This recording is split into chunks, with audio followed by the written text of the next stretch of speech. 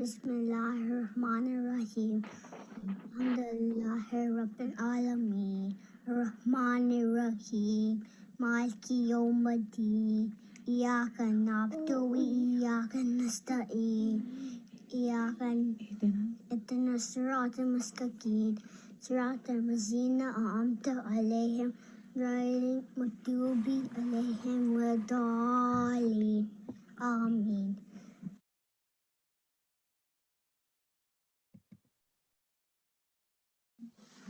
Assalamu alaikum. Alhamdulillah, our daughter Anisa has finished the memorization of the Quran. Sister Hanan, we are truly blessed to have you as her teacher. May Allah reward you for your efforts and dedication. My name is Anisa. I just want to say a big thank you to Sister Hanan. Without your help, I wouldn't have finished memorizing the Quran. Thank you, Sister Amani, Sister Amal, and Sister Marvat for taking my just test and always encouraging me. I also want to thank my friends. You were my support and motivation. And that's Darul Huda. MashaAllah, the dedication of the teachers is very inspiring. They go above and beyond. The teachers work very hard to create a positive atmosphere in which all the girls support one another. Their planning, guidance, and organization is extraordinary. The journey of Hifz is a difficult one, but the partnership that Darul Huda Tafiz teachers have developed with the parents makes it easy not just for us as parents, but the students. I also want to thank all of Darul Huda Tahfiz teachers for making us so proud of our children. We hope to stay together as a family in Jannah. I am Musab, and I am also a student of Darul Huda Tahfiz.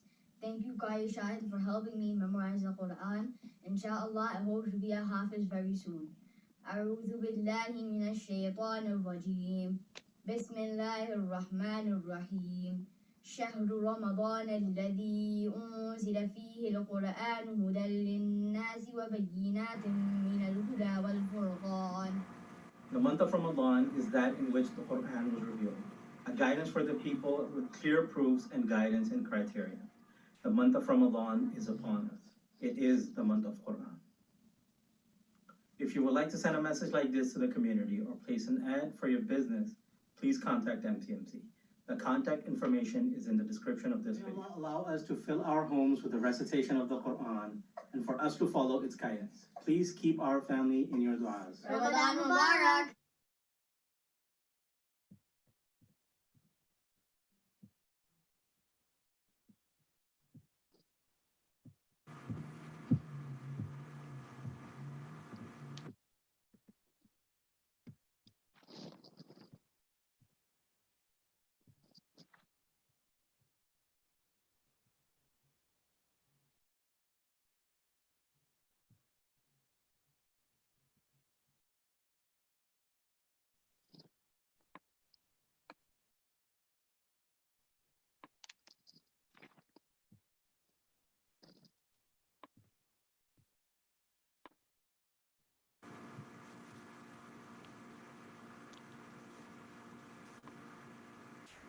Assalamu alaikum, everyone. I hope you guys are all doing well. Jummah Mubarak, and I hope your fasts are going really well as well.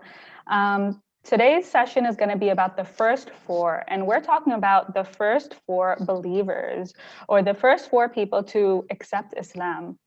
So yesterday, you probably heard the topic on, I think it was the big squeeze, and it was when the Prophet ﷺ got his first revelation. And you probably learned a lot about Khadija radiallahu anha, right, his wife, and how she was such a big supporter. So it should come as no surprise that the first person to accept Islam was Khadija radiallahu anha. And she really comforted the Prophet, supported him through all his stress. And she was someone really special. So special that Allah subhanahu wa ta'ala even sent his salam to her. And he did this through Jibreel, who went to the Prophet and said, Allah is sending his salam to Khadija. Can you imagine that? Allah sending his salam to you? I mean, she was an incredible woman. She also was promised a house in paradise by Allah. So she knew Allah was pleased with her, which is something so beautiful. So when the Prophet ﷺ got the revelation, he actually didn't just go around telling everyone, right? He actually waited. He actually kept it a little private. And this is because he knew that the people of the Quraysh weren't very responsive to him. He knew that they weren't going to respond so easily and just take his message just like that. He knew it would be really hard, especially since he already knew that the people of Quraysh had already started to almost bully him, if you will, right? He knew that some of them would think he was crazy and would plot against him. And so he kept his message very private. So it's no surprise that the first few people to actually accept Islam were the people who were closest to him. And it also makes the people who accept Islam all the more special because it came in a time when it was so hard and difficult, right, for people to accept because no one else really followed it, right? Think about it. When you're in school, right, it's sometimes hard to follow the unpopular opinion. It's easy to do what everyone's doing. It's easy to wear the shoes everyone's wearing, right, or clothes everyone's wearing. But it's harder to be the first person to start a different trend. So one of the first people to actually accept Islam was Ali radiallahu anhu. And he was actually the youngest. So Ali radiallahu anhu is actually really close to the Prophet sallallahu alaihi wasallam. And I have my live chat open, and I want you to tell me, does anyone know who Ali radiallahu anhu's father was? I'll wait in the chat. Parents, please sign in on YouTube and have your children type up the response, or you could type up for them. So who was Ali radiallahu anhu's father? Again, a big hint, he was very close to the Prophet. Wait.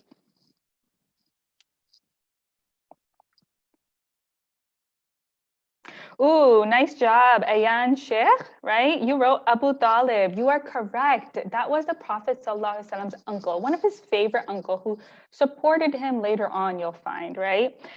Good job, craft girl, Abu Talib. So that makes Ali radiallahu anhu, the Prophet Sallallahu Alaihi Wasallam's cousin, right?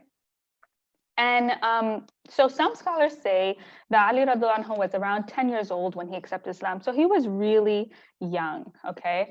Now the Prophet and Ali radiallahu anhu were very close because Ali radiallahu anhu actually spent some time in the Prophet's house too. I mean, they were cousins, right? So Abu Talib actually had a lot of children and he didn't have the most money either. And the Prophet knew this, and he knew that sometimes his uncle needed help. And so what he told his uncle is, hey, you know what, you could send Ali over our house sometimes I could help you take care of him. And so his uncle agreed. So it's kind of like when maybe your parents, right? They're really busy, they're working or they're on a trip, and they need to drop you off somewhere. They might send you to your cousin's house or your aunt's house or even a neighbor's house. So it's something similar. So Ali radiallahu anhu spent a lot of time in the Prophet's house because he was willing to kind of take care of him. So he would spend much time, and shortly after the Prophet got his first revelation, right? The Prophet and his wife would pray. Just like we pray Salah, right? They would pray quietly. And so they were the only people praying. And Ali radiallahu anhu, living with them, he saw them one day in the room praying. And after they were done, he asked them, he said, what was that? What were you doing? And the Prophet explained to him, he said, I was praying to Allah. We don't believe in idols, right? And I'm actually a messenger. And he said, do you believe? And Ali radiallahu anhu thought about it for a while. And even though he was just 10 years old, he understood. He knew something was wrong with worshiping idols, right? Worshiping things that couldn't even talk or do anything. And then he accepted Islam. So he was one of the first. I also see that Iman and Isa and Sana also answered Abu Talib. So nice job, guys. One of the other close people to the Prophet to accept Islam was Zayd ibn al-Haritha. And his story is so interesting. It's like a roller coaster ride. And I personally, it's one of my favorites. So I'm really excited to share this with you. So Zayd ibn al-Haritha actually was someone who was not from the Quraysh. So he was from a different tribe further away. And his story starts off with him just being a young boy. He went with his mother somewhere to travel. And what ended up happening is that he was playing around and he gets kidnapped. Yes, kidnapped. It's crazy. These bad people come and they just take him. They see a little boy playing by himself and they just kidnap him and they take him. And what they end up doing is they turn him into an enslaved person. So they sell him into slavery. And maybe some of you don't know, but an enslaved person, right, is someone who's forced to work without any pay. Okay. And so a lot of times they're not treated well, right? They're just forced to work and they're taken away from their family and they have really hard lives. And so unfortunately, Zayd, this little boy, was taken and he's taken as a slave. And what happens is he goes from home to home, and years later, by the power of Allah, he ends up in the house of Khadija radiallahu anha.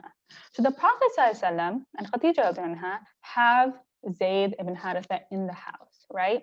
And what I want to let you all know, what's important is that many years later, after the commands came, slavery was actually not allowed in Islam later on, right? And the Prophet ﷺ actually told everyone to free all enslaved people because it's wrong, right? It's unjust to keep someone and not pay them or not give them any proper payment for all the work they're doing. It's not right to take them away from the family and treat them less than a human, right? But what's important is that with Zayd, the Prophet ﷺ and Khadija did not treat him like an enslaved person. They almost treated him like a son, right? A child. The Prophet took him everywhere he went. He ate with the Prophet ﷺ. He was really dear and close to the Prophet ﷺ.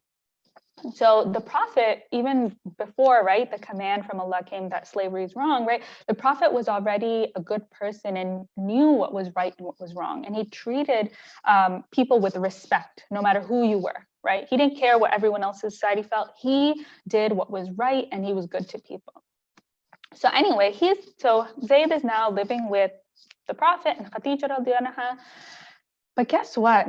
Zayd's actual father, whose name was Haritha, is out there searching for him. He's looking high and low for his young little boy, and it's years now, and he's looking for him. And he told everyone he's searching for him. He even wrote poetry about him, spread news for anyone to like find his boy. And what happens is that years and years later, Haritha finds out through news that, hey, your son, we know how he looks, and he's actually with this man named Muhammad. He's from the Quraysh. So Zayd's father, Haritha, gets so excited, and he goes all the way to Mecca, finds Muhammad, knocks on his door, right? And he says, oh, is your name Muhammad? Muhammad says, yes, that's me. He goes, well, I heard that you may have my son. And he tells the whole story about how when years ago, his son was abducted and taken away. And he says, I'll pay you any fee, any fine. I just want my son back. Please give me my son back. The Prophet ﷺ, he's really sad by the story. He says, oh, I'm so sorry, right? And he says, okay, let me show you him, right? And he brings Zayd and he asks Zayd, is this true? Is this your father? And Zayd says, yeah, I remember him, right? That's my father. And Zayd tells the same story. Yeah, when I was younger, right, I was taken away and away from my family. So the Prophet ﷺ actually tells Haritha, the father, he says, listen, you don't have to pay me anything, right? Look how nice the Prophet is. He says, you don't have to pay me anything. You could take your son. Why don't we just ask him what he wants? You know, he spent a lot of years with me, so I know he's close to me as well. And obviously you're his father. Why don't we ask him where he wants to go? And so the Prophet calls Zayd and he gives him a choice. He's like, look, your father's here. You can go with him. You could stay with me. What would you like to do? So what does Zayd choose? Why don't you guys tell me on the YouTube? What does he choose?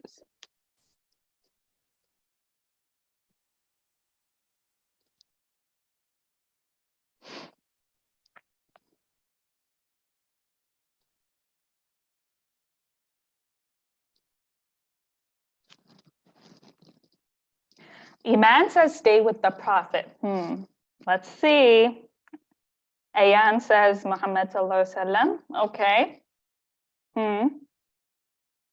Anyone say anything else? I mean, that's his father. His father's right in front of him. He's been away from him. What do you think?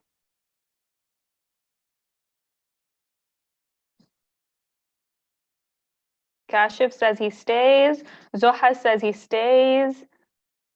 And Sana says he stays with the Prophet. Well, you guys are some smart kids. Afif says the Prophet. Fatima says the Prophet. You guys are some smart kids because grand reveal, drum roll, he stays with the Prophet Sallallahu Alaihi Wasallam. And Haritha, his father, is shocked. He's like, oh my gosh, you're gonna choose this person over me? I'm your father though. Wait, what's going on? And Zayd tells him, he says, what I have seen from him, I cannot choose anyone else over him, right? This man, he's treated me so nicely. He's so kind. He has such good manners. He's such a kind person. I've loved him for years and I've grown to love him and I actually want to stay with him. And Zayd's father is a little like, oh, okay, right? And the Prophet ﷺ, he does something magnificent. He does something amazing, which not many people in his time did, right? Something that was very rare. And that shows us the Prophet ﷺ was not afraid to do the right thing, even if no one was doing it.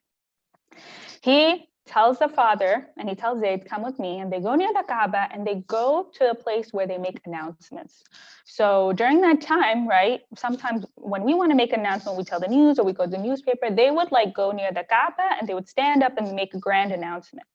And so the Prophet takes Zayd and he makes an announcement and he tells Zayd is no longer an enslaved person. He is a free man. And he also says, he is part of my family and he's adopted. And so maybe some of you don't know, but what adoption is when you raise someone else's child, part of your own family, right? So maybe it's because their parents passed away, or maybe, you know, their parents, for whatever reason, can't really take care of them, right? So someone else tells and takes them and raises them as their own and treats them like a child, like their own child. And so the Prophet ﷺ, right, took Zayd into his family, and Zayd's father, Haritha, saw this and he was surprised. And he realized the Prophet's a good man because guess what? He took someone who was enslaved and set them free for no cost, right? No money, nothing. And also he turned him into family. And so Haritha left that day saying, okay, my son is in good hands. This man, he's a good person. So Zayd, right, obviously was living with the Prophet ﷺ, just like Ali radiallahu anhu, who was in his home a lot. And so he was one of the first people to also accept Islam because he saw the Prophet's message, right? He saw how the Prophet was praying and all of that. So we said that there were 4 people, right? The first four. And we said we had Khadija radiallahu anha, right? We had Ali ibn Abi Talib, Zayd ibn Haritha, and now we're going to come to the 4th person. Anyone have any guesses who the 4th person is? I'd love to hear your guesses.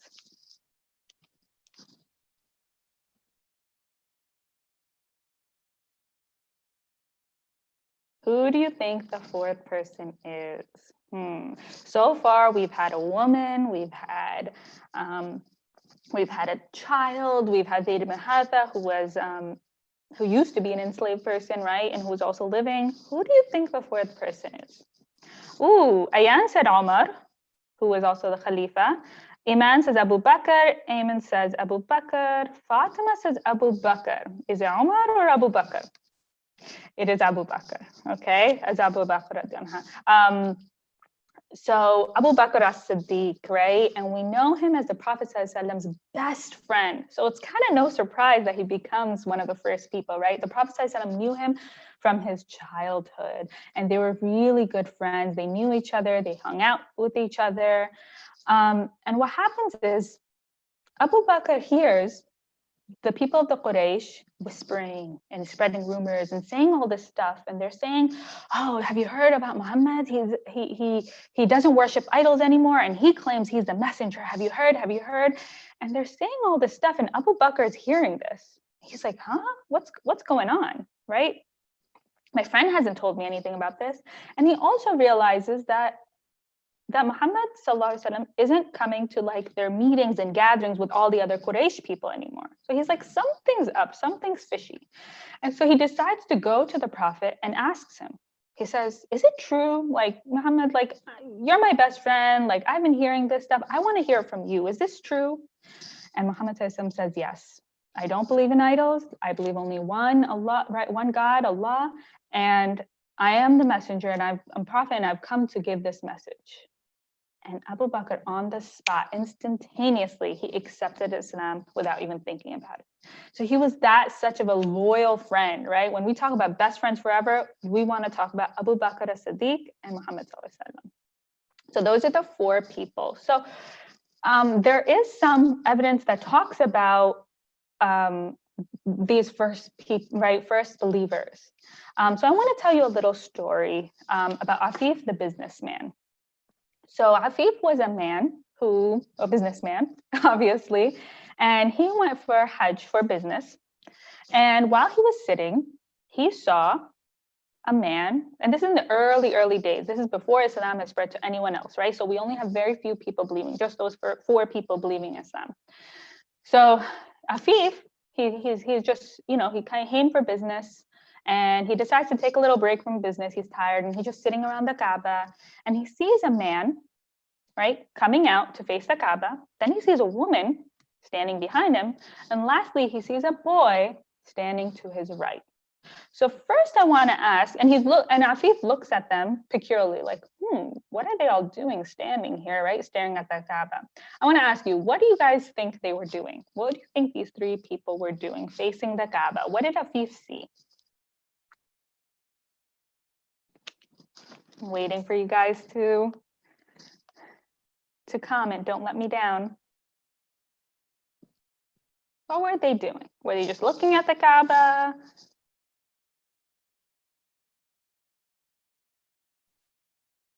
Ooh, Iman says going to pray.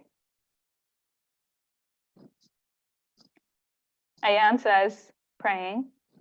Yeah, you're right. They were praying. They were performing salah.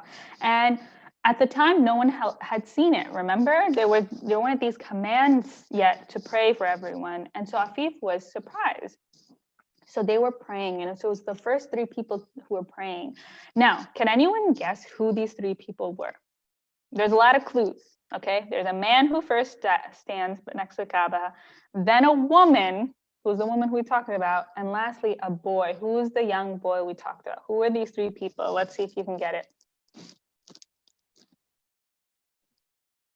I'm really impressed with you guys. So if you guys can answer this, you'll blow me over the top.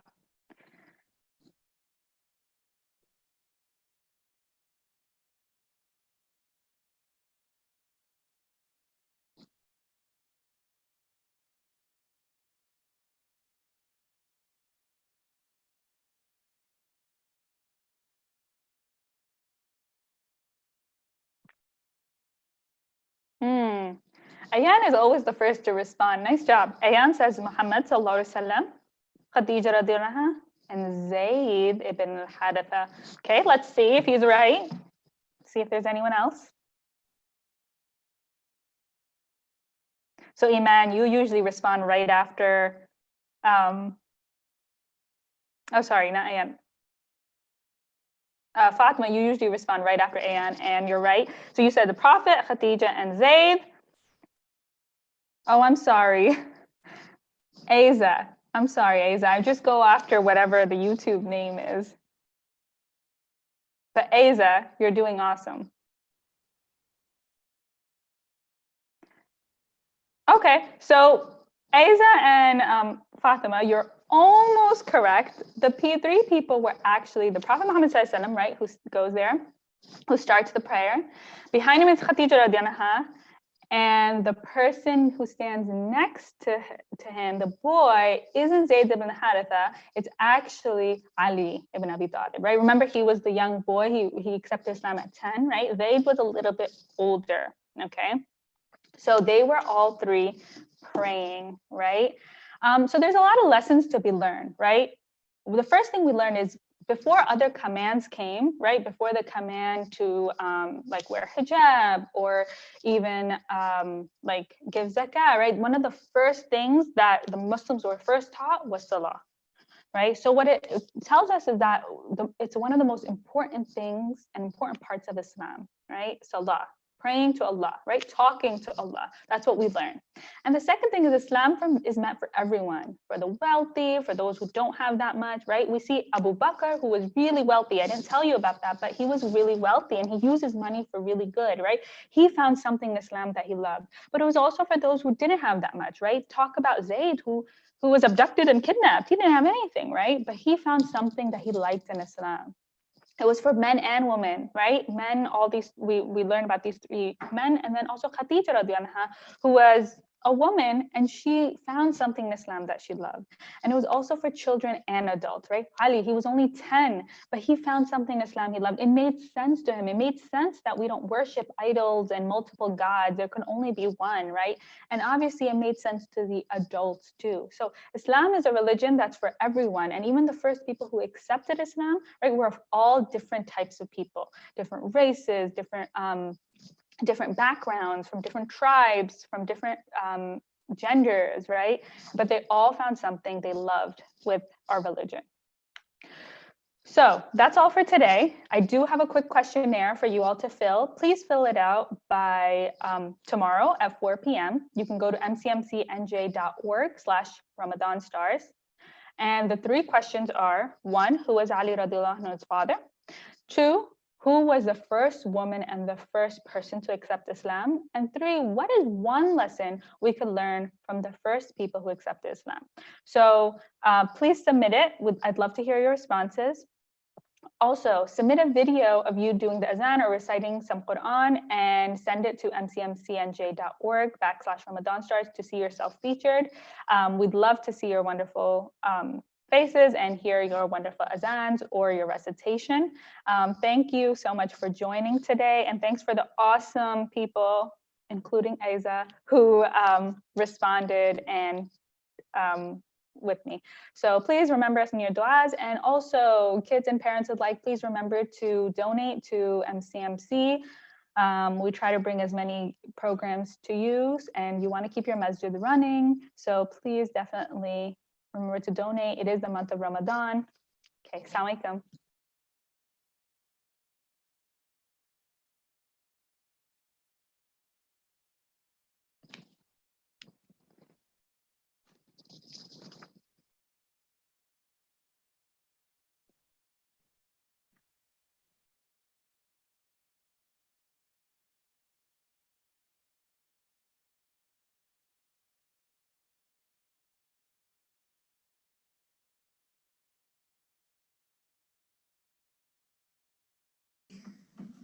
Allahu Akbar, Allahu Akbar, Allahu Akbar, Allahu Akbar. Ashhadu an la ilaha illallah. Ashhadu an la ilaha illallah. Ashhadu anna Muhammadan Rasulullah. Ashhadu anna Muhammadan Rasulullah. Hayya ala salah. Hayya ala salah. Hayya ala al-falah. حي على الفلاح الله أكبر الله أكبر لا إله إلا الله